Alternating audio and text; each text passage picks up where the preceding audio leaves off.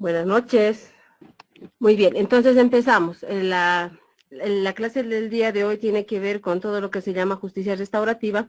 Habíamos dado algunas pinceladas la semana pasada de lo que tiene que ver justicia restaurativa, pero hoy día vamos a hablar más acerca de lo que es justicia restaurativa, en el sentido de que la justicia tradicional no aborda aspectos que sí aborda la justicia restaurativa, porque la justicia restaurativa se enfoca en la víctima más que en el delito.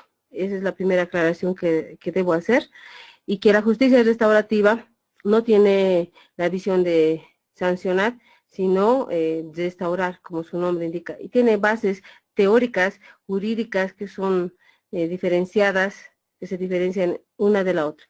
La anterior semana o la anterior clase que habíamos quedado con cada uno de ustedes era el tema de algunos principios básicos, y ya había mostrado un esquemita básico que ustedes podrían también revisarlo en el transcurso de, de su tiempo, para ver las diferencias entre justicia restaurativa y justicia tradicional. En este momento, Buenas noches. hola, Buenas hola, noches, hola, buenas. licenciada. Buenas noches, quien le habla es la Lourdes Tolín.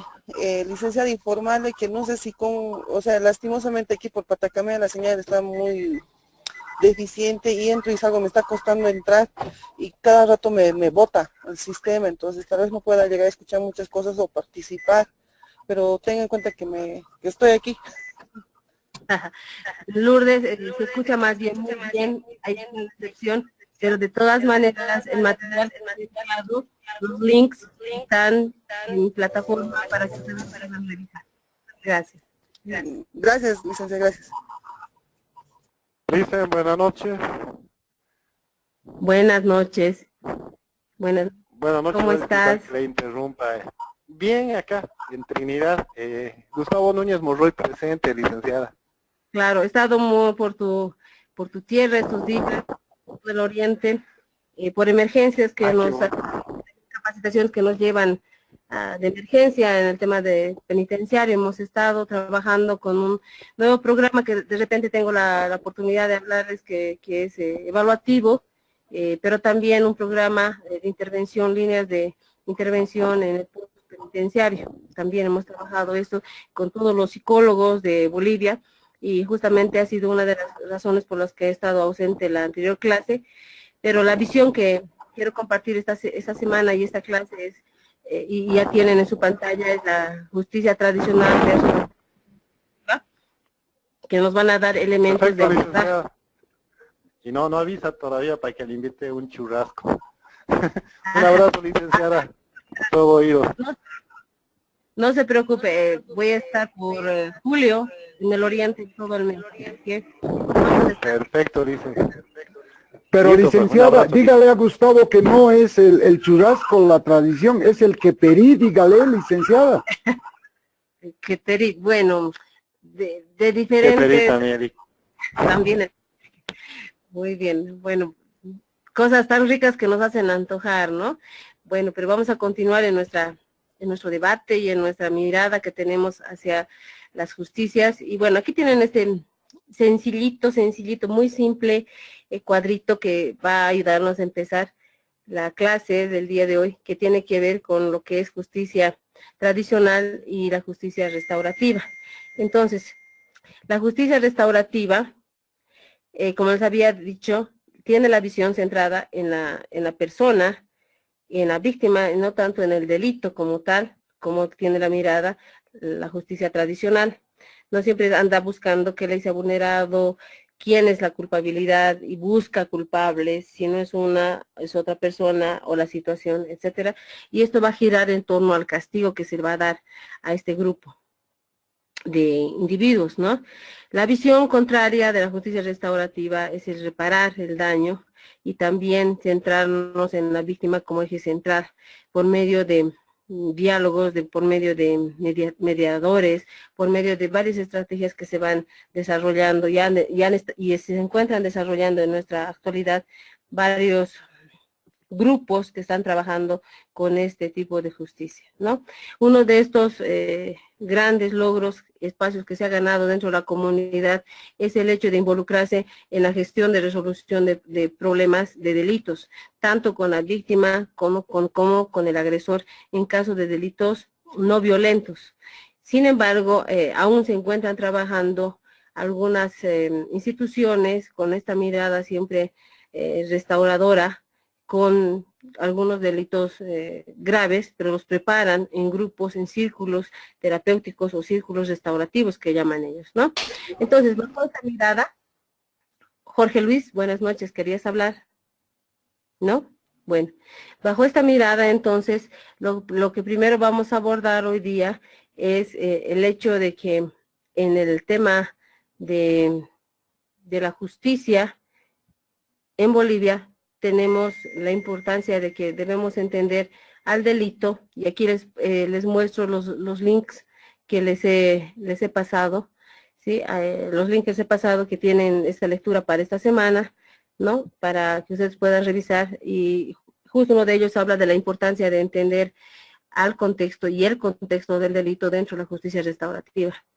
Si bien la justicia restaurativa es una justicia sanadora, esta no necesariamente se va a centrar en la víctima, sino esta interacción, porque el enfoque a nivel mundial es de trabajar con salud integral, ¿no? Y salud integral no parte necesaria y únicamente en el abordaje a víctima, porque existe un número que justamente el régimen penitenciario lo está manejando ahora, de cuánto por ciento de agresores han sido víctimas anteriormente. Y este número pues cada vez es más interesante de analizar, especialmente cuando hablamos de jóvenes y adolescentes. En el centro Calauma y en otros centros que tenemos a nivel Bolivia, se tiene que tomar en cuenta que esta gente, mujeres, niñas, jóvenes que han estado en situación calle, ellas han sido víctimas de varias situaciones y que por motivos, ellas también han, sin una debida intervención, sin un respectivo abordaje, ellas han, de alguna manera, han estado en la otra cara de la moneda, ¿no? Como agresoras o infractoras. Y también pasa lo mismo con los jóvenes. Con los adultos todavía no se está haciendo estudios, pero el hilo es bien fino, especialmente cuando se trabaja en el tema de violencia sexual. Cuando se trabaja en el tema de violencia sexual comercial, por ejemplo, el hilo aún es más fino, porque de ser una víctima de violencia sexual comercial pasan a ser las reclutadoras, ¿no? Especialmente porque ellas no han pasado por este proceso de intervención, y más porque la justicia aún sigue siendo muy castigadora. Y por eso que este artículo, la importancia de entender el contexto del delito dentro de la justicia restaurativa, es uno de los primeros pasos que nos van a dar a entender cuál es esta relación, ¿no?, entre agresor, infractor y también la víctima. Una de las miradas que podemos entender de este muy pequeño texto es que realmente en Bolivia se está empezando a trabajar con prácticas restaurativas y que la mirada no necesariamente va a ser castigadora. Cuando nosotros hablamos de cómo intervenir con elementos ya psicológicos en sí a la víctima de algún tipo de delito, violento o no violento, tenemos que considerar que esta persona gira siempre en torno a un sistema, y este sistema muchas veces puede haber sido dañado, como puede haber sido alterado totalmente, y que dentro de ese sistema inclusive se encuentre el agresor.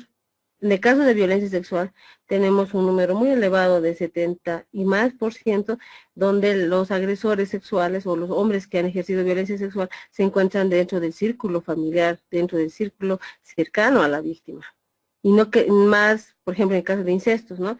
Y en el caso de violencia sexual comercial también hay una relación estrecha, e inclusive se han creado, dependiendo cuánto ha sido el tiempo que han estado con su proxeneta, esos vínculos emocionales, donde la víctima va a visitar, por ejemplo, al agresor. ¿Cómo se puede entender esto dentro de la psicología? ¿Cómo se puede entender esto desde una mirada jurídica solamente, ¿no? Desde una mirada jurídica va a haber seguramente restricciones, va a haber de alguna manera jurídicamente va a haber limitaciones entre víctima y agresor, pero emocionalmente esto todavía va a estar vigente, porque uno no puede separarse, como yo puedo decir mi ex pareja, mi ex esposo, mi ex marido, ¿no? Pero jamás va a poder decir es mi ex padre, o alguien cercano cuando ha sido, aunque haya sido agresor, no puede romper este lazo, pero sí hay que trabajar estos aspectos curativos, de perdón, de restauración, ¿no? Entonces, hasta aquí es el primer documento que tienen que leerlo, y lo más importante considerar en este texto, y que les va a remitir otra vez, y nosotros ya sabemos, es la historia del entorno, la historia tanto de vida, la historia de contexto, la historia en cual se ha desarrollado la víctima. ¿Hasta aquí tienen alguna consulta? Sí, Claudia, me gustaría participar. A ver, ¿hola? Sí, sí, te ¿Aló? escucho. Gracias. A ver, yo creo que justicia restaurativa se debe de entender con las poblaciones capaces de promover procesos de resarcimiento y procesos de restablecimiento emocional. Y esta población viene a ser adolescentes. O sea, a ver, esto en el entendido de que estamos hablando de personas adolescentes que están en un proceso de desarrollo, ¿no es cierto?, y que tienen la posibilidad, sí, de resarcir daños y de restablecerse o de reintegrarse. No me gusta mucho esa palabra, pero bueno, así se utiliza en el término legal, ¿no es cierto?, de reintegrarse en un proceso social, digamos, ¿no?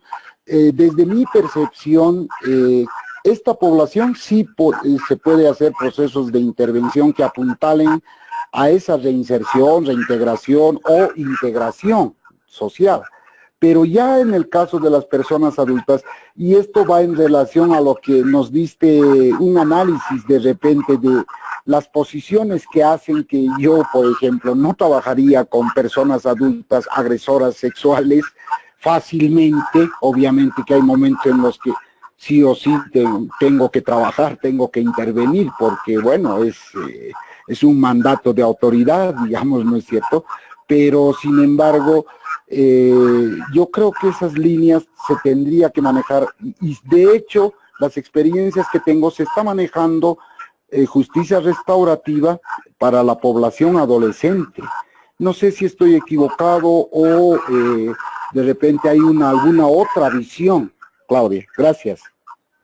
Bueno, Marcelo, tu intervención, sí, muy rica, y la verdad que las mejores experiencias se están dando con jóvenes adolescentes, ¿no? Sin embargo, esto no se ha cerrado totalmente en los adultos. Es una situación, creo que con el tiempo tenemos que trabajarla, tenemos que ir construyéndola desde acá, ¿no? Desde nuestro ámbito laboral, porque las experiencias de los países que nos rodean, por ejemplo, Chile, Perú, etcétera, nos dicen que algunas prácticas no están dando los frutos que se desean en adultos, como hay prácticas que se están estancando. Sin embargo, la población está clara. La población juvenil es la que más frutos da en este sentido, ¿no? ¿Por qué? A nivel psicológico, ellos están en un proceso todavía aún de desarrollo, cosa que nos va a beneficiar, si quieren, en el entendido de que sus esquemas mentales y otros aspectos de personalidad todavía están en desarrollo y pueden ser incorporados elementos nuevos, y que existen también elementos más de flexibilidad que rigidez mental, ¿no? Pero el término, los que tú llamabas, bueno, en la actualidad se habla de la reinserción, no tanto rehabilitación o readaptación, sino se habla de una reinserción en diferentes aspectos, ¿no? Como laboral, social, familiar, etcétera, cuando se habla de personas que queremos que otra vez vuelvan a estar dentro de un campo, ¿no? Pero sí, exacto, hay que trabajar aspectos en los adultos, y los adultos a nivel general son los que ya tienen procesos más establecidos y más estructurados, y que también nos cuesta mucho trabajar con ellos, no solamente de manera individual, sino también de manera grupal. Ahora, ¿cómo se interviene en este tipo de grupos, ¿no? Desde el enfoque restaurativo? Se intervienen desde de manera grupal, ¿no? Siempre se hace el triángulo y la parte baja, la base, tiene que ser intervenida de manera grupal en círculos restaurativos, círculos, tiene diferentes nombres, ¿no? Pero la idea es que puedan todos tener una misma convivencia, una misma apertura, por lo cual se debe trabajar individualmente y haciendo alianzas también entre ellos, cosa que se puedan ellos identificar con una problemática en general, ¿no? Por ejemplo, ¿cómo ha sido la experiencia de trabajar con víctimas de violencia sexual? Se ha llamado, en la institución X se ha llamado a todas las jovencitas e inclusive jovencitos que querían ser parte de estas comunidades terapéuticas, se ha identificado a cada uno de ellos y se ha llamado a ciertas reuniones explicándoles la modalidad con la que se va a trabajar, y la modalidad que se iba a trabajar era hablar de nuestros sentimientos, reconocimiento de nuestros sentimientos, hablar de algunos aspectos que están de repente lastimando o alterando nuestra convivencia pacífica, temas así generales, ¿no? Que a todos nos interesaban. Entonces, de la mayoría, son grupos de no más de 15 personas, de los 100% asistentes, que ese tiempo eran de 16 personas, todos empezaban a hablar, había la dinámica de expresión de ellos, de experiencias, ¿no? Porque una de las reglas además es hablar de yo. Yo no puedo hablar del otro, sino tengo que hablar de yo. Yo siento, yo quiero, yo expreso, ¿no? Lo mío. Y empezamos a hablar temas de género, por ejemplo, como una transversal, ¿no? Conociendo elementos también flexibles del género, aspectos, además de lo cultural, aspectos que están relacionados con prácticas, mitos, ejercicios culturales.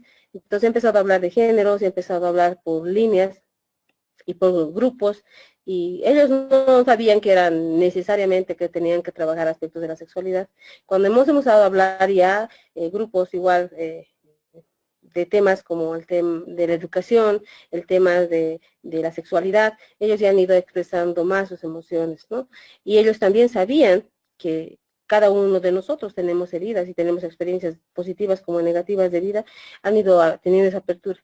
Pero lo rico ha sido, y lo rico de estas prácticas, que además de mediadores que se llaman, se tiene que trabajar en lo que llamamos a nivel psicológico, en el tema de ecoterapia, ¿no? Un psicólogo de base y puede ayudar de repente un educador, un facilitador en estos grupos, que fue muy clave. ¿Por qué trabajar en ecoterapia? Porque dan frutos más objetivos y también evitan que podamos nosotros sesgarnos o sesgar información con algún grupo determinado, ¿no? Entonces hemos trabajado así por un tiempo, y cuando ya hemos detectado personas que realmente necesitaban ser abordados con elementos específicos que salía en estos mismos círculos, se trabajaba de manera individual, ¿no? De una manera, entre comillas, como nosotros los clínicos sabemos hacerlo, ¿no? Una manera individual, con mucha confidencialidad y todo esto. Entonces, todos estos círculos, todas estas prácticas han sido de una manera voluntaria, que es una característica también de la justicia restaurativa. No necesitábamos orden judicial o algo, porque justamente las víctimas sufren de ese abandono o olvido por medio de las autoridades, ¿no? Entonces, pero ha tenido muy buenas prácticas. ¿Cuánto es el tiempo? El tiempo pues se va trabajando según la dinámica que requiera el grupo. Licenciada, buenas tardes. Buenas noches, Licen. ¿Cómo estás? Quería hacerle una consultita. Claro. Ese tema de la justicia restaurativa, bueno, quiero que me aclare una duda, en realidad, y quiero ejecutar una pregunta al mismo tiempo. La duda es la siguiente. El tema de la justicia restaurativa es un enfoque, por lo que tengo entendido, legal, ¿no? Prácticamente legal, a nivel teórico, es lo que siempre he entendido. Usted recién nos está aclarando que es más o menos un tipo de terapia grupal. Yo francamente lo desconocía. ¿Quiénes lo manejan? No sé. Pero si es con una orden judicial, pues tiene bases jurídicas. Entonces me imagino que es para, de alguna manera, restaurar la vida de alguna víctima, ¿no? Y tiene que ver con todo ese sufrimiento que supuestamente ha debido padecer o probablemente.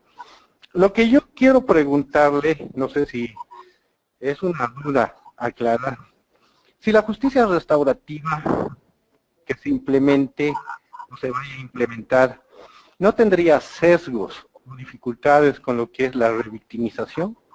Esa es mi consulta. Gracias.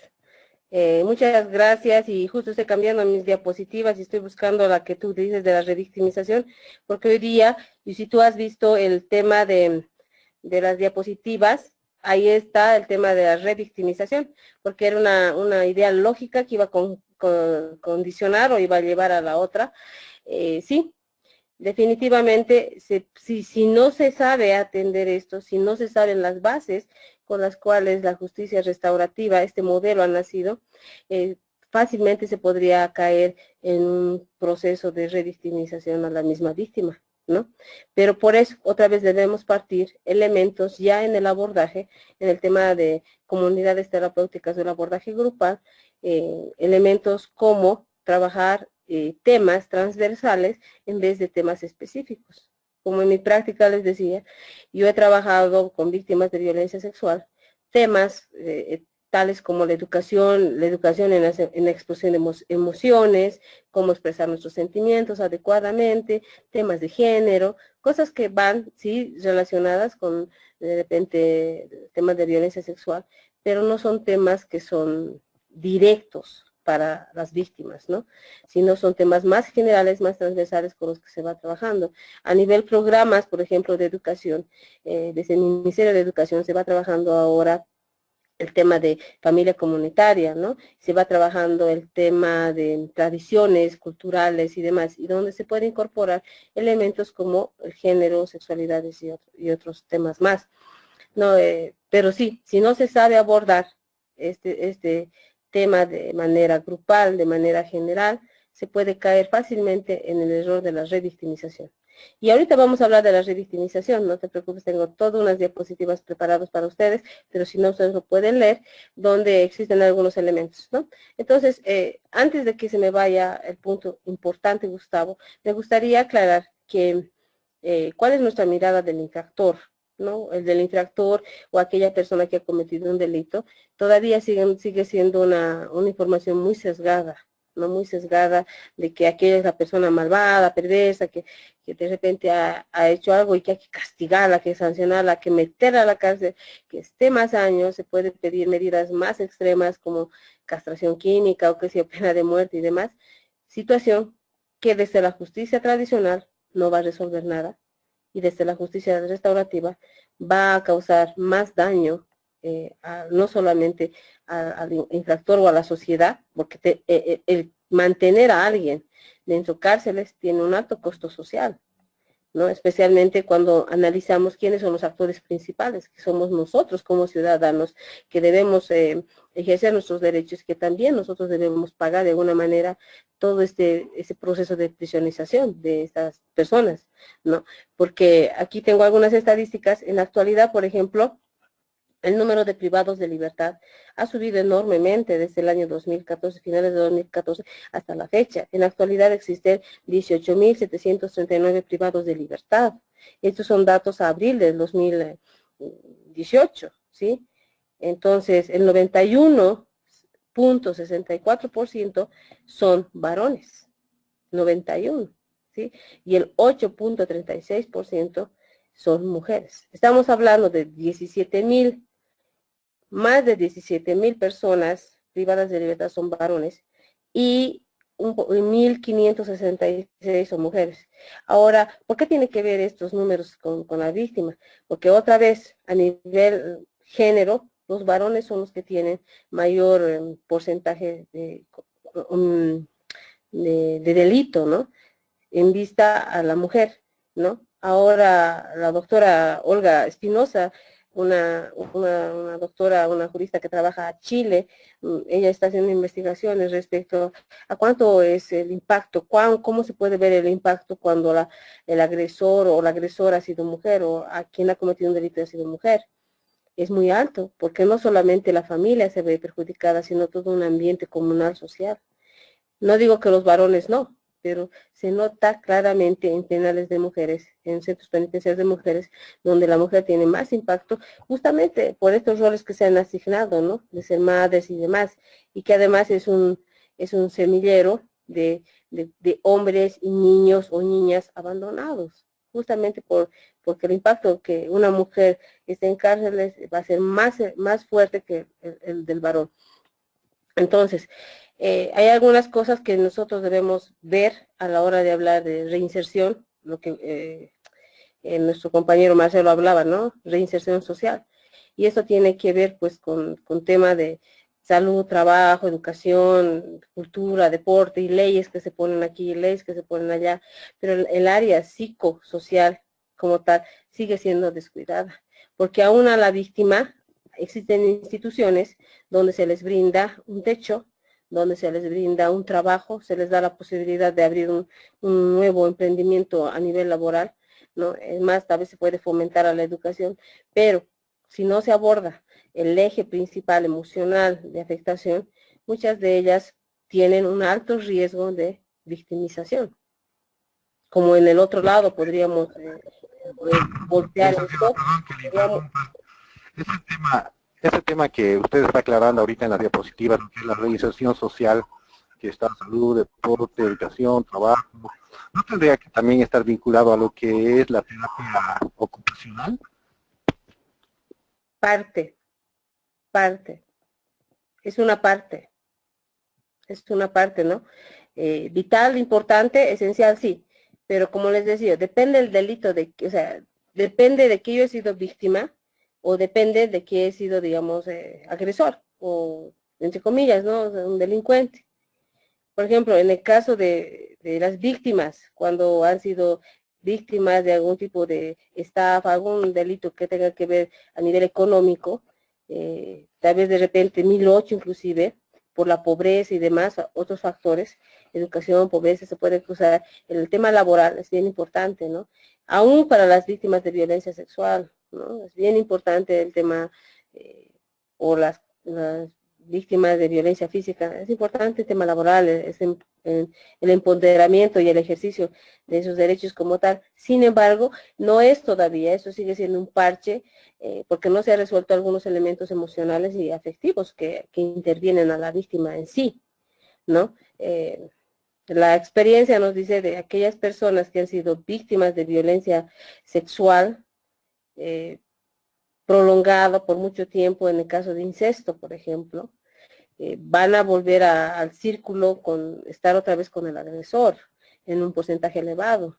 Entonces, ¿cómo se va a trabajar con el agresor? ¿Cómo se va a trabajar? Porque es un familiar cercano. ¿Cómo se va a trabajar esto si no se han dado elementos de empoderamiento emocional, afectivos claves, ¿no? Aunque se les dé trabajo, se les dé toda la parte educativa y demás. Esos serían aspectos secundarios de ese mismo enfoque. Porque eso nos demuestra la violencia sexual comercial, ¿no? La violencia sexual, que esos elementos emocionales hay que trabajarlos. No solamente se los puede decir que con trabajo ya se soluciona el tema. Ni con los agresores sucede así. En el tema de Calauma, lastimosamente, en Bolivia, no hay una estadística clara cuando se nos dice cuánto por ciento, cuánto es el porcentaje de real de personas que vuelven a reincidir. Porque cuando se habla de reincidencia, se tiene que hablar jurídicamente de aquellas personas que han tenido sentencia, ¿no? Pero por eso estábamos dando las estadísticas del régimen, porque tenemos más del 71% de personas que están en cárceles de manera preventiva. Entonces no se podría hablar de reincidencia, sino solamente considerar ese casi 30% que va a tener algún tipo de sentencia, ¿sí? Entonces lo que ahora se habla no solamente de reincidencia, sino también de reingreso, ¿no? De reingreso por el mismo delito, por ejemplo, a las cárceles. Entonces, en Calauma, ¿cuál es nuestra experiencia desde el 2015? Desde 2015 a la fecha, tenemos una cosa de 100 jóvenes que han egresado de Calauma, han salido de Calauma, y de estos 100 hay como una cosa de 9 a 10 personas que han vuelto otra vez a reincidir, entre comillas, o tener reingresos por el mismo delito, pero esta vez con un grado de violencia o severidad más intensa que la primera vez. Pese a que nosotros en Calauma tenemos todo un programa socioeducativo, tenemos talleres formativos, tenemos talleres productivos, donde el joven o la jovencita no está solo, tiene su tutor, está acompañado, se les brinda educación se les brinda arte, el liberarte, se les brinda bastantes aspectos, pero aún el número sigue siendo significativo para nosotros, donde debemos prestar la mirada de la gente que está saliendo de cárceles como un posible también víctima de aspectos sociales que se puedan ver. Por eso se habla de la evaluación de reincidencia, o sea, se trabaja con el IGI, el instrumento IGJ, que este evalúa el nivel de reincidencia y se evalúa también en caso de víctimas el nivel de victimización, si es alto, bajo, medio, etcétera, ¿no? Y hay criterios para evaluar esto también, que es un instrumento, bueno, que se aplica en varios países, que de repente ustedes lo conocerán o no sé, pues podríamos hablar tal vez otra clase en extenso del IGI, pero son instrumentos que nos ayudan a ver cómo está y cómo va a tender a estar el comportamiento del tanto privado de libertad como aquellas personas que han sido víctimas también a futuro. Entonces, ¿te he podido resolver tu duda? Bueno, entonces continuando. No, agradecerle por la respuesta, licenciada. Muy bien, Gustavo, no está muy claro, pero te he entendido que has entendido. Muy bien, algunos componentes de la reinserción social siempre van a estar como el trabajo, cultura, deporte, etcétera, ¿no? En el área de salud, si bien lo ponen bien general, ahí es donde intervenimos nosotros, como psicólogos, desde la visión de salud integral, ¿no? La visión que es conjunta con otras áreas y que van tomando otros aspectos, además de su vida. Pero para los psicólogos que trabajamos en el área forense, lo más importante es fortalecer el eje afectivo de la víctima. Pero también tenemos que tener cuidado que esta víctima no solamente pueda ser fortalecida, sino que pueda ejercitar esa su valía que tiene, ¿no? Y esta se va a ver cuando vaya a confrontar ella hechos o él hechos de la vida cotidiana, ¿no? Y es la mejor el tipo de evaluación que podamos hacer cuando él o ella va confrontando elementos del día a día. De la revictimización y algunos trastornos relacionados. Está justo lo he preparado para el anterior módulo, un módulo anterior que era de revictimización. Pero bueno, aquí existen diferentes tipos de revictimización, uno de los cuales nos llama la atención por la permanencia en los efectos que pueda tener a largo plazo, es el trauma complejo. La diferencia entre un evento en nuestra vida que pueda sucedernos a un evento complejo, donde ha habido tiempo, ha habido cronicidad y ha habido la afectación de las relaciones interpersonales, va a tener pues un pronóstico, si quieren, en términos así clínicos, más negativos que un solo hecho aislado. Y existen diferentes tipos de revictimización, uno de los cuales podríamos hablar que es el tema del físico o el emocional. Las instituciones, lastimosamente, que deberían velar por que no se revictimicen son aquellas que tal vez no por no seguir protocolos o rutas claras se vuelve a victimizar otra vez a las personas. En este caso, los grupos más vulnerables son los jóvenes adolescentes, las jóvenes adolescentes y los niños que han sido revictimizados, ¿no?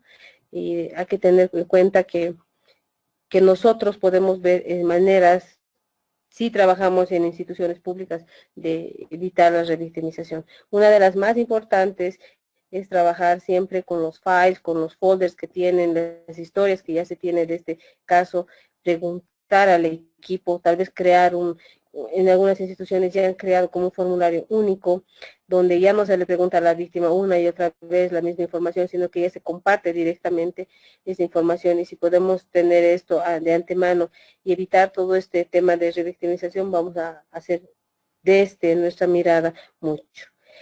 Algunos criterios de evaluación son 7 criterios de evaluación. Uno es la alteración en la regulación de afectos, impulsos. Esto está casado con la dificultad en la regulación de afectos. ¿Esto qué significa?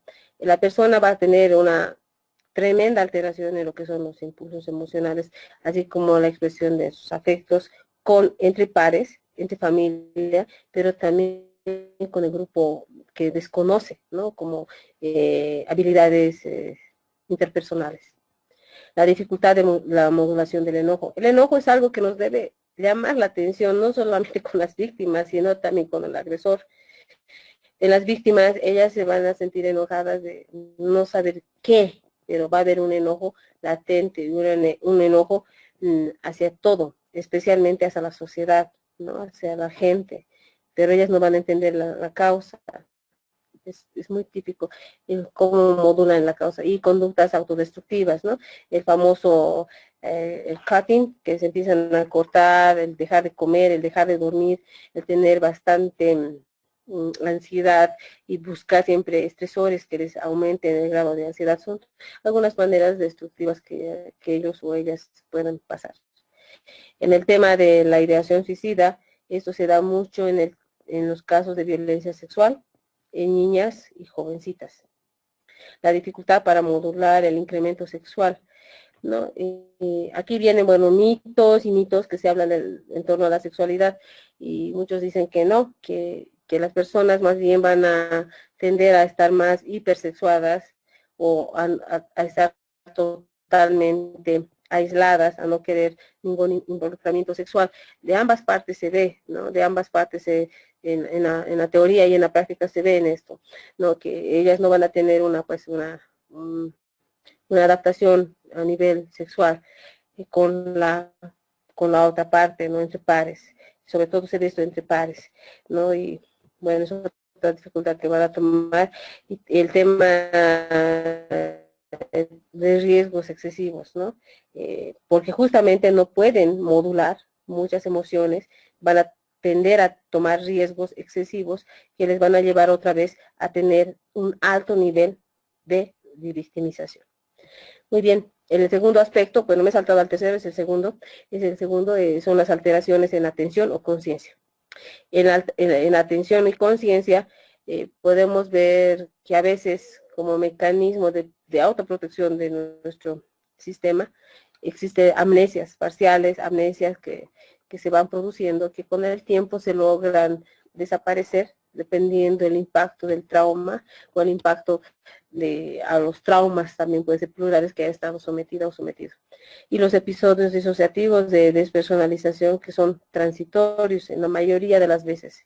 Y esto se ve como efecto de la alteración, efecto de la conciencia, de la alteración de atención y la conciencia, ¿no? Esto se ve especialmente en jovencitas. Después de los 13 años se ha visto esos patrones, en los dos. En el tema 3, la somatización, bueno, que ese término todavía ya está un poco viejito, pero nos sirve, que existen problemas con el sistema digestivo, la ingesta ha sido y es alterada, aunque no han comido se sienten llenas, ¿no? O cuando comen inclusive se sienten totalmente vacías, ¿no? Pues van comiendo y comiendo y tienen esa sensación de vacío en su estómago, y problemas que están relacionados a nivel digestivo. El dolor crónico, que se manifiesta de repente en algunas partes donde han recibido golpes o hematomas o laceraciones o desgarros, etcétera, que sigue persistiendo pese a los medicamentos, pese al tratamiento, pese a las cirugías que ellas reciban, ellas siguen sintiendo el dolor como una expresión de toda esa somatización que además se va dando, ¿no? El síntomas de cardiopulmonares, síntomas de conversión, síntomas sexuales, y también que están asociados a los trastornos por una explicación médica. Aunque es también claro ver que estas personas cuando viven este tipo de somatización están pasando por todo este proceso que se llama síndrome de estrés postraumático. Dentro de la evaluación consideramos el criterio número 4, que son las alteraciones en la autopercepción, y esta autopercepción es clave porque va a darnos no solamente un auto, sino nos va a referir y nos va a casar con los otros 3 autos que tenemos en el tema de valía.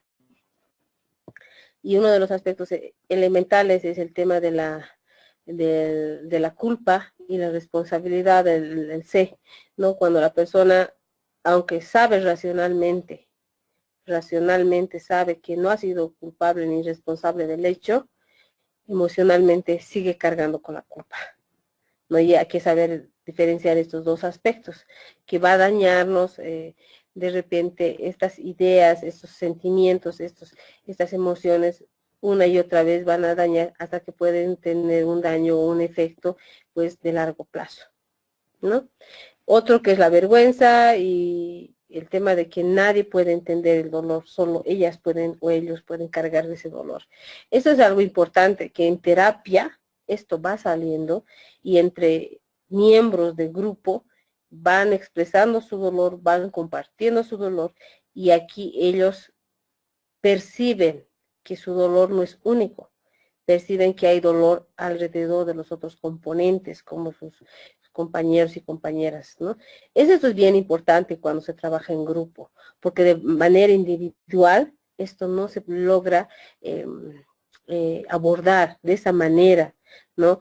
Pero cuando uno se encuentra y dicen, yo he sufrido esto, yo he vivido esto, la otra va identificándose, va proyectándose, si se quieren, y va viendo un cierto grado de complicidad entre una y la otra, cuando dicen, mi dolor, también ha de ser tu dolor, ¿no? Y el tema de minimización ya no es tan grave cuando si solamente se atendiera en el plano de personal de terapia individual.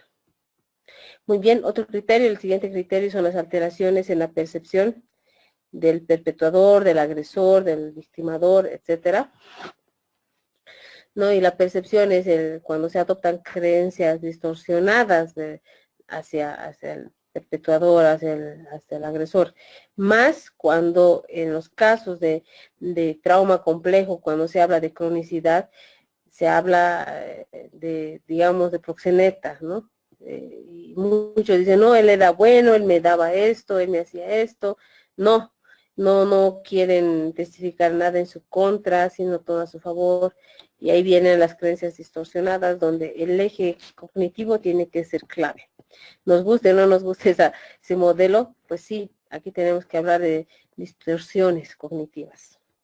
Si se habla de las distorsiones cognitivas, tenemos que saber su sistema de creencias, su sistema de valores y saber su sistema distorsionado que tiene a nivel cognitivo respecto al mismo perpetuador o al mismo agresor o al mismo victimador, ¿no? Tenemos que saber esto, porque al saber esto vamos a poder ver elementos que nos van a dar la racionalidad del entendimiento, porque muchas veces no se puede entender a la víctima en su proceder, porque creemos que la víctima, como víctima, no debería tener ningún lazo ni afectivo ni nada con el agresor, cuando existe ya una relación creada, ¿no? Y el segundo aspecto es la idealización del perpetuador. Muchas veces ellos idealizan a quien ha sido su proxeneta, a quien le ha agredido, o a quien le ha maltratado, etcétera. Inclusive en el tema de pareja se ve esto, ¿no?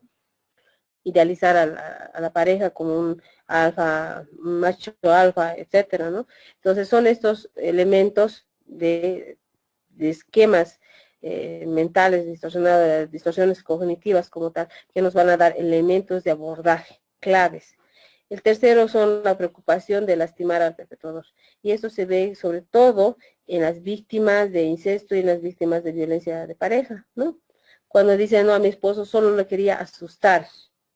He ido al forense, me he sacado al forense porque me ha golpeado, pero solo le quería asustar para que ya no me golpee más.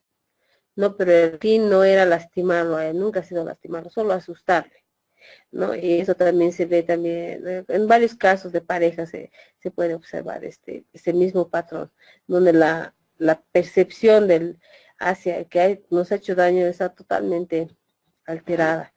Y esto la práctica nos muestra, pero teóricamente también lo han abordado.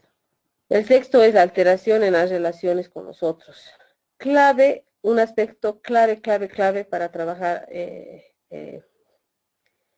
agresores sexuales, pero también a las víctimas de agresión sexual. Este elemento de las relaciones interpersonales, las relaciones entre pares, es totalmente destruida, totalmente afectada. ¿Por qué? Porque ellos no son capaces y no han sido capaces de repente por varios aspectos como las inseguridades. Y aquí viene el aspecto, yo les pregunto a mi clase, a ver, ¿qué cosa nos crea inseguridades? Si hablamos desde un enfoque sistémico, del abordaje sistémico centrado en la solución de problemas, podríamos hablar de que parejas sanas van a crear hijos seguros, ¿no? Parejas que se aman van a crear hijos también independientes, seguros. Entonces, hay que ver esto, ¿no? Hay que analizar con mucho cuidado, porque cuando nosotros creamos, fortalecemos, apoyamos a que el niño, la niña o el adolescente tenga y viva en inseguridades, eso es lo que estamos generando, ¿no? Que ellos puedan ser revictimizados o puedan ser potenciales víctimas en el futuro, ¿no? Por eso se habla aquí de la inhabilidad para confiar y sentir intimidad. O sea, cuando nosotros no podemos confiar en nadie, ¿no? Y a veces les enseñamos que todos son malos, todos los hombres son perversos, o cuando una mujer ha tenido una mala experiencia pareja, por decir, y va generalizando, ¿no? Todos los hombres son iguales, o todos los hombres son de esa manera. Estas cosas nos van a ayudar a que... Buenas noches. Bueno, cuando creamos, a veces pensamos que a nuestros hijos, mientras lo protejamos de las cosas malas de la vida, estamos creando en ellos una personalidad, se podría decir, más de dependencia. ¿Ya? Dependencia es en esencia las mujeres, porque cuidado, como ustedes referían, ¿no?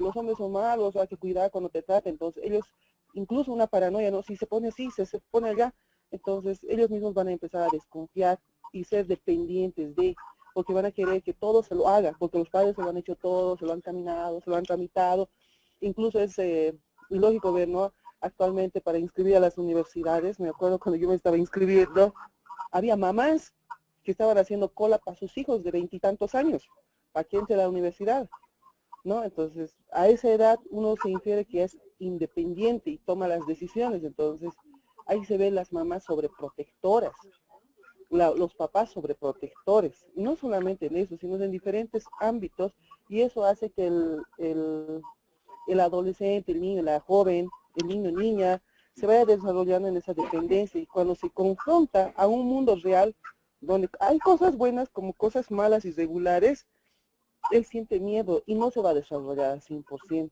Y por eso, lastimosamente, hay mujeres víctimas que vienen de hogares estructurados, padres magníficos, pero estos padres han llegado a ser muy sobreprotectores y no pueden afrontar los problemas, las vicisitudes que le puede presentar la vida, decisiones que puedan tomar, porque son indecisas totalmente. Eso simplemente. Totalmente comparto el criterio, y déjame darte una estadística. Por ejemplo, en Calauma, si bien encuentras jóvenes y jovencitas que han estado en situación calle por 1, 2, 3 años o más, también puedes ser que han cometido algún tipo de delito, que han infringido la ley, pero también puedes ver que en Calauma, en el centro de Calauma, yo te hablo con experiencia y con esa certeza de que también existen hijitos de papá y de mamá que han cometido y han transgredido la ley, que han infringido la ley, ¿no? Pero decías, pero a ellos, ¿qué les faltaba? ¿O qué pasó para que pudieran llegar a este nivel? Otra vez, los dos polos, si hablamos de polarización, no, ninguno va a ser equilibrado, ni mucho menos sano. El tema de violencia por negligencia, dejar totalmente a los hijos en la calle, como sobreprotegerles y darles, como tú claramente decías, privarles de la libertad de decisión que ellos puedan ejercer y crear, ¿no? Mucho, si bien hablamos a nivel de dependencias o independencias, uno puede ser muy independiente a nivel económico, ¿sí? Hay jóvenes o adolescentes que ya son económicamente independientes, ¿sí? Que podrían estar cubriendo sus necesidades, si se quiere, o proveyendo a la familia, en muchos casos. Como hay jóvenes que tal vez económicamente no pueden trabajar, y más bien la literatura nos dice que están inhabilitados inclusive de hacer eso, imposibilitados de hacer eso. Pero hay ciertos otros niveles donde se ve la dependencia emocional, ¿no? La dependencia emocional de los padres, de la madre en especial, en cuanto a la toma de decisión. Por eso es típico, aún en nuestro medio, se habla de que el padre será casado, tenga hijos. Muchas veces cuando hay que tomar decisiones, y son decisiones serias, no solamente hablan entre dos, sino hablan entre tres y entre cuatro, porque está inmerso entre la pareja, los suegros, los padres, políticos y demás, ¿no? Entonces todavía se habla de ese nivel. Muchas gracias. Entonces, continuando con esto, vamos a ir y Violeta me envía del abuso y otros desmanes, el maltrato infantil entre la terapia y el control, Linares 2002. Muy bien, vamos a leer este texto, tal vez nos dice más, ¿no? Entonces, continuando, estábamos hablando de las relaciones interpersonales, la alteración con los otros. Claramente, como la compañera anteriormente había manifestado, existe la inhabilidad, y aquí sí se habla de inhabilidad, no tener esta habilidad, ¿no? Para confiar ni sentir intimidad hacia los demás. Y esto está cada vez más fuerte en el caso de las víctimas. ¿Por qué? Porque existen ahora las redes sociales y una vida virtual, donde las jovencitas, en su mayoría de los casos, adolescentes hasta los 17, 18 años, encuentran un lugar, un espacio donde refugiarse y crear y ser algo que no son. Hay pocos estudios en nuestro país de esto, pero sí se está hablando, por ejemplo, de experiencias en México, donde se están poniendo a analizar los perfiles, ¿no? De sus Facebook, de sus grupos, de sus networks, y ver que estas jovencitas están creando un mundo virtual, una vida virtual, pero con pocos elementos en la vida real, ¿no? Porque lo que se está cada vez por los medios digitales, lo que se está alterando más es la vida real, el contacto real con la sociedad, ¿no? Hoy en día la gente se sienta a comer, por ejemplo, y lo último que hacen es hablar entre ellos, si no están hablando más y están más pendientes a sus redes sociales, cosa que nos debe llamar la atención también. El tema de sentir intimidad, ¿cuándo nosotros sentimos intimidad? Sentimos intimidad primero entre pares, con amigos, con grupos afines, con compañeras, como ahora, ¿no? Estamos expresando, estamos analizando, otros dirán, no, esto es así, esto es así. Aún hay un cierto grado de intimidad porque nos lleva un mismo fin común en este encuentro que tenemos 2 veces a la semana. Sin embargo, en ellos esta habilidad de poder tener y sentir intimidad con los demás está siendo alterada, ¿no? Hablando de intimidad de manera general, no estoy hablando de manera de intimidad a nivel solo y únicamente como componente sexual o de la sexualidad. Muy bien, en el aspecto B es la revictimización, ¿no? Entonces, cuando nosotros no tenemos las habilidades sociales, interpersonales, para comunicarnos, por ejemplo, entre pares, vamos a tener un alto riesgo de revictimización, porque no vamos a poder decir sí, no, lo que te molesta o expresar los sentimientos hacia los demás o emociones. Y esto sucede también en la otra cara de la medalla con los agresores. Una de las cosas más relevantes para los agresores sexuales de un tipo, en el caso de que han ejercido violencia sexual entre pares, es esto, ¿no? De que ellos tienen que crear ambientes, crear espacios, elementos donde ellos puedan expresar sus emociones, sus sentimientos entre pares, no necesariamente nada que tenga que ver con la sexualidad, sino elementos como destrezas y habilidades sociales. Ejemplo, yo recuerdo un hombre que es en San Pedro, donde él no tenía para nada esas habilidades interpersonales, ¿no? Y cuando se ha ido trabajando de manera de grupo, se ha trabajado de manera grupal y todos veíamos que sí teníamos que mejorar estas habilidades sociales, interpersonales, y él vendía gelatinas, y a la fecha lo sigue haciendo, ¿no? Pero ¿cuál es la diferencia entre el antiguo hombre hace unos 2 años y este hombre nuevo, digamos, en términos de habilidades sociales? Es que él vendía de una manera tosca, ¿no? No te preguntaba si querías o no, simplemente te mostraba y tú tenías que inferir, porque estaba vendiendo gelatinas, porque vendía gelatinas, pero no te decía nada. Pero ahora la manera de vender de él es decirte, buenas tardes, ha venido por su visita, o está visitando aquí a alguien, no quiere comprarme una gelatina, simplemente con estas 2, 3 frases podemos ver que sus habilidades de interrelación, sus habilidades sociales están siendo mejoradas. No porque no lo hace con una manera de complacer, digamos, a la psicóloga solamente, sino eso es su vida día a día, su vida diaria, que está teniendo más elementos de relacionamiento interpersonal que le van a ayudar definitivamente, ¿no? Pero cuando hablamos de la víctima va a ser mucho más. Cuando decimos esta niña, esta joven o esta adolescente o este joven de repente no quería, no podía hablar, no podía saludar, no podía estar un minuto, digamos, llevando la conversación porque se callaba o se avergonzaba. Y hay casos extremos donde inclusive se orina, ¿no? O sea, llega a ese nivel, donde tienen un pánico escénico al hacer todo, no pueden tener la conversación entre pares, no saben de qué hablar, ¿no? Ya que en estos grupos pues hacemos como una especie de un training para decirles, bueno, ¿de qué puedes hablar a alguien de 17 años como vos? A ver, veremos de qué puedes hablar. No, es que no sé de qué hablar, no sé de nada, no les gusta nada de mí. Hay cosas que a todos nos gustan, ¿no? Y alimentos comunes, ¿no? Habría que hablar. Y bueno, el tercero dice la victimización de otros. Pero bueno, son otros aspectos que hay que considerar cuando estamos trabajando estos criterios. Muy bien, estamos en la diapositiva en el número 6. Ah, no, ese es 6 y es el 7. En la 7 tenemos la alteración de los sistemas de creencias. En los sistemas de creencias, desde antiguamente se tiene que ver con lo que son la pérdida de las creencias más relevantes y más importantes para la vida. Yo siempre he pensado que ser honesto era bueno. Mira lo que me gana por ser honesto. Mira lo que me han hecho por ser honesto, ¿no? Entonces, este tema es recurrente también en las víctimas. Mira, no hay que ser sonsa, no hay que ser buena, hay que ser maldita. Estos pensamientos, estas ideas que nos van a marcar y van a marcar también el entorno de la víctima, ¿no? La pérdida de creencias importantes en su vida, que es algo que otra vez pasa por el tema de la generalización y hay que tener cuidado.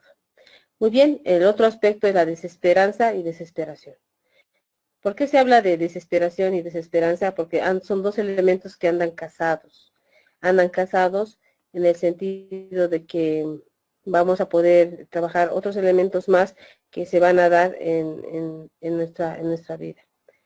La organización del diagnóstico. Entonces, cuando hacemos un diagnóstico en el tema de víctima, tenemos que trabajar con el problema central y ver que algunos otros problemas no van a ser tan centrales, sino van a ser secundarios. En la victimología y sus niveles de victimización se hallan pues los tipos de víctimas. Y aquí hay una lista, y dependiendo de los autores y dependiendo modelos, UNICEF también lo ha planteado de otra manera, entonces se pueden ver diferentes. Pero los primeros que tenemos son las víctimas no participantes, las víctimas participantes. Hay víctimas que no son participantes y podemos encontrar a veces que esas víctimas no participantes, otra literatura les llama como los testigos, ¿sí? Los testigos que no necesariamente tienen que participar dentro de este proceso entre víctima y agresor. Las que son participantes, claramente, las directas, y también las que son las alternativas, como cuando alguien va a buscar una víctima pero no encuentra a la que quería encontrar, sino busca maneras alternas de poder llegar a hacer daño. El tema es hacer daño, porque una víctima siempre va a ser receptora de daño. Las voluntarias, el tema de víctimas voluntarias, la literatura nos dice que hay gente que por algún tipo de ganancia, a veces puede ser económica, a veces puede ser social, a veces puede ser de poder, etcétera, ellos buscan estar en un evento, en un momento, para tener algún tipo de ganancia, ¿no? En el tema forense, otra vez, es importante siempre ver el tema de ganancia de algún tipo. Las falsas, no falas, sino las falsas víctimas, donde ellas se prestan para ser falsas víctimas, porque hay ganancias de por medio ya claras ahí donde no se puede ir. Y hay otras víctimas, otras autores llaman las víctimas pasivas agresivas, las víctimas que son en realidad agresoras. También hay de estas víctimas donde la apariencia de repente, o la edad, o el sexo, nos hacen creer que son víctimas cuando son agresores, ¿no? Y no son revictimizadas, sino que ellas andan victimizando y revictimizando a lo que nosotros podemos ver el agresor. Por eso es bien importante darnos cuenta que en este mundo de violencia, de delito y de víctimas, a veces no se sabe quién es quién. Y tenemos que tener mucho cuidado en entender esto, ¿no? Yo recuerdo el caso de una señora de casi 70 años, una ancianita donde parecía ella totalmente víctima, ¿no? Por la edad, por sus características físicas y demás, cuando ella era la agresora, ¿no? Hacia los niños, hacia unos jovencitos, y no solamente de manera física, sino de manera intelectual también, que ella tramaba y articulaba ciertos elementos de engaño, de coerción, de estafas y demás, ¿no? Pero al momento de que me acuerdo, va la Defensoría de la Niñez, decía, pero ella, pero tan bonita, ¿no? O sea, agarrados a la apariencia física de la señora, no querían creer, ¿no? Y es así, a veces suceden esos elementos que hay que analizar todo el contexto, todo el entorno para entender claramente quién era la víctima y quién era el agresor en esta situación. Doctor, licenciada, una pregunta. ¿Qué pasaría, digamos, viendo desde esa perspectiva de trabajar en defensoría? Obviamente como perito nosotros analizamos todo el expediente, podemos analizar el contexto de toda esta situación. Pero ¿qué pasa si nosotros como forenses tenemos el primer contacto con la víctima? Es decir, que llega directo a nosotros sin que haga intervenir la policía. Dejemos de lado el protocolo. Si nos llega directamente la víctima, rescatando esto que usted dice que las viejitas, las falsas víctimas, y etcétera, etcétera. ¿Cómo podríamos hacerlo? Mire, porque yo estoy trabajando en esto de la defensoría, y donde trabajo en Patacamea, sí, llueve realmente, hay viejitas que vienen, que me ha hecho, no me ha hecho, me ha estado así. Entonces, ¿cómo identificarlo? La experticia, tal vez, los instrumentos, no tengo experiencia, porque directo está viniendo donde mí. ¿Cómo podría abordar todo esto? Y buscar una estrategia de saber que esta persona realmente es una víctima. Obviamente que aplicar diferentes instrumentos, como el SAB y todo eso sería largo. En defensoría no tenemos ese tiempo, exactamente. No tenemos ese tiempo. Tenemos una hora y media, exagerando para evaluar y presentar un informe. En lo personal trato de presentar un informe enriquecedor, cosa que cuando llegue a las manos del perito, por ejemplo, de casos de violación, pueda tener una gama de todo lo que ha hablado la víctima, todo lo que ha relatado. Yo por lo general trato de grabarles, con su consentimiento, obviamente, les hago firmar un consentimiento a los familiares, todo eso, y taipeo tal cual para que no exista esta revictimización y tenga un foco claro tal vez desde el momento en el que se ha presentado la víctima. Y eso va a servir para el forense, en casos digamos, de agresión sexual, víctimas de violación, etcétera.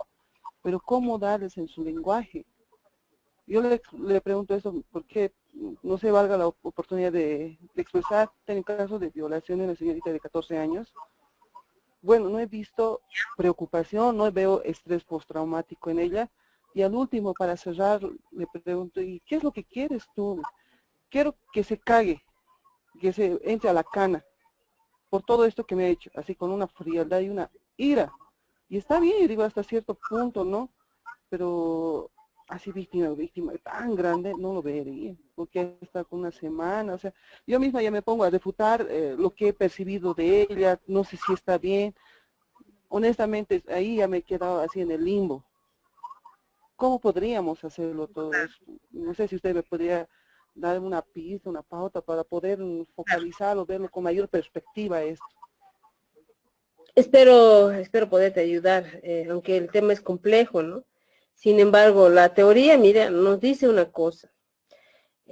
que en el tema forense, en el tema de victimología inclusive, hay tipos de víctimas que sí van a querer siempre ganancia, van a querer algún tipo de ganancia de por medio, ¿no? Por eso están involucrados en todo este tema judicial, legal, etcétera, ¿no? Pero hay una población de la que sí o sí no debemos dudar jamás de su palabra y de lo que nos expresa, en el caso de los niños. Pero aquí viene la cosa, siempre y cuando ellos no estén siendo manipulados por adultos, o siempre y cuando ellos no hayan memorizado un discurso tan claro que sea de adultos, ellos no perciben ninguna ganancia, ¿sí? Yo recuerdo el caso de un niñito de 5 años donde decía, sí, es que me ha violado, me ha introducido su miembro, así. A esa edad, 5 años, los niños no saben qué es violación, para empezar. No, ni miembros, ni nada, o sea, claramente el discurso era de un adulto que estaba en la cabecita del niño y él repetía ese discurso, ¿no? Cuando se ha evaluado al niño a solas, sin el padre ni la madre, ni un adulto que lo acompañe, el discurso es totalmente diferente, ¿no? Eso hay que tener cuidado. Ahora, cuando tú dices, jovencitas, ¿qué vamos a hacer? ¿Cómo se puede abordar? Hay que analizar siempre, ya que leerse, cuanto más se pueda leer uno, mejor en caso de victimología, ¿no? De víctimas, tipos de víctimas, y ver que si ella quiere un daño, como ella decía textual, ¿no? Quiere hacerle un daño a esa otra persona, ha habido un tipo de elemento clave afectivo, ha habido una relación afectiva, porque yo no voy a querer lastimar a alguien X, ¿no ve? A no ser que me esté pasando por un proceso de psicopatía, pero si yo no tengo relación con esa otra persona, no ha habido una relación, un vínculo afectivo, no puedo dañar a nadie, ¿no? Entonces, según el mensaje que ha dado ese adolescente, ha habido una cierta relación afectiva entre ellos. Y hay que ver qué tipo de ganancia quiere ella, además de lastimar al otro, ¿no? Entonces, en el tema de defensorías, lo que yo consideraría personalmente son elementos, otra vez, que han sido dañados o afectados en elementos claves como el afecto, la afectividad de la misma persona. Porque cuando una persona, y sea de 12 para adelante, inclusive yo diría 12, 13, 14 años, o inclusive niños que se ve menos de 5 años, no creo, pero después de 7, 8 años, es el tema de del daño, de la alteración en su afectividad, claramente, ya no son los mismos, el mismo niño juguetón que era no es, y como tú dices, ¿no? Cuando tú haces el primer contacto, se nota eso, se siente, la persona no puede ni articular, ni hablar, ni expresar, hay llanto, o a veces están en un estado de shock. Cuando estamos en shock no podemos, o en un estado de pánico, en un ataque de pánico, no podemos articular ni una sola palabra, pero tenemos ahí los componentes fisiológicos que podemos verlos, ¿no? Entonces son elementos que tal vez podemos ir cruzando los unos con los otros, pero cuando tú dices, no, esta jovencita me da un poquito que entraba en el cajón de víctima, o sea, en esta idea lógica de víctima, es porque de repente ha habido elementos donde no han coincidido, y no necesariamente tienen que coincidir todos como una receta, porque el ser humano a veces actúa, como les decía en las anteriores diapositivas, la memoria, ¿no? Se olvida absolutamente todo. Y dicen, ¿qué pasa? No sé, no sé. Y tú dices, no, ¿cómo no vas a saber? Pues si tú has estado, no sé, no me acuerdo, ¿no? Y ha habido momentos donde hay el tema de, de la memoria ha sido alterada. Son varios elementos que considerar, pero el elemento que yo consideraría clave es cuánto ha sido afectado, alterado, dañado, lastimado, si quieres, su afectividad, todo el tema afectivo de esa persona. Porque cuando alguien, nosotros hemos sido víctimas, aunque nos roben nuestro celular de una manera violenta, nos estamos siendo afectados. Y claramente, no importa cómo lo expresemos, hay una alteración, ¿sí? Y ese es un elemento clave que deberíamos considerar, considero yo, en el tema de la victimización, ¿no?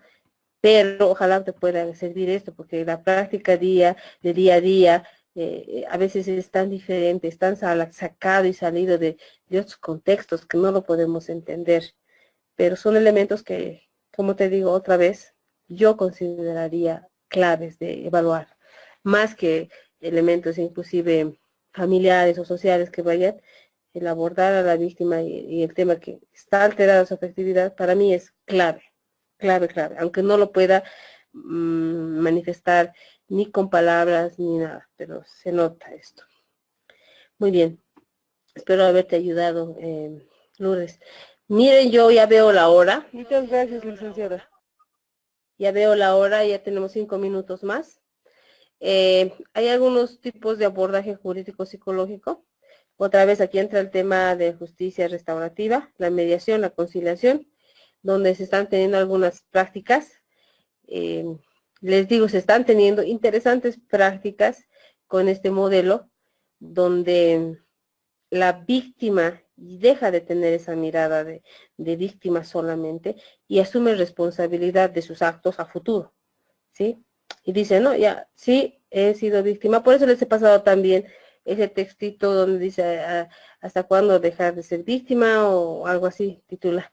Y el tema de la justicia restaurativa como mediación y conciliación, bueno, que son elementos grandes, trabaja en ejes de abordaje o tratamiento, como la negación del abuso o el tema si ha experimentado este tema de vergüenza social, pues trabajar con esto. Los sentimientos de culpa, incapacidad, hay que trabajar con eso, con ella o con él. No, la sensación a fracaso, lo mismo. Si bien hay un estigma, una sensación de que va a fracasar, de que las cosas van a seguir, hay que trabajar con esto hasta que la víctima llegue a un nivel, porque son por niveles, que deje de ser víctima. Y ya nuestra mirada tampoco ya va a ser de víctima hacia esa persona, ¿no? Entonces son elementos que la justicia restaurativa va trabajando, obviamente hay muchos más dependiendo de la literatura, pero son algunos elementos básicos que se debe trabajar.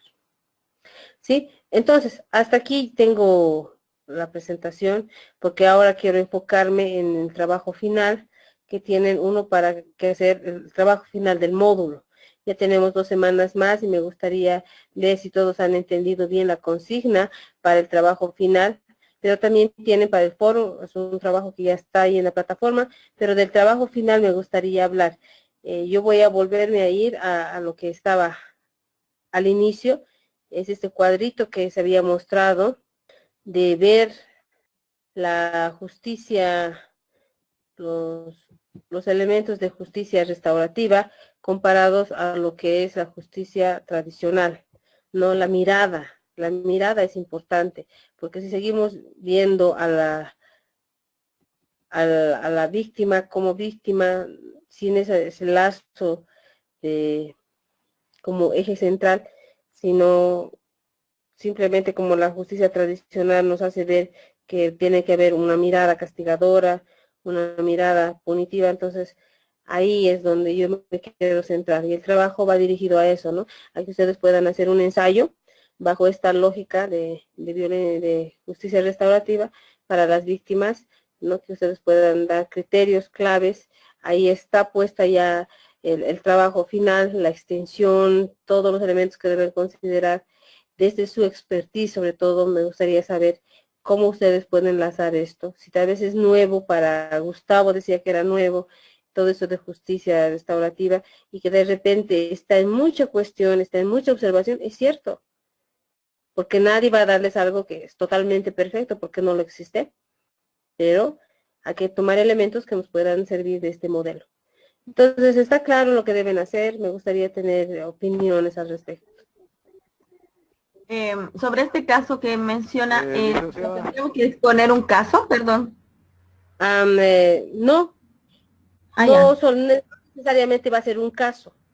Lo que quiero es que agarres elementos teóricos de la justicia restaurativa y la intervención a víctimas, y que tú los puedas discutir, los puedas analizar.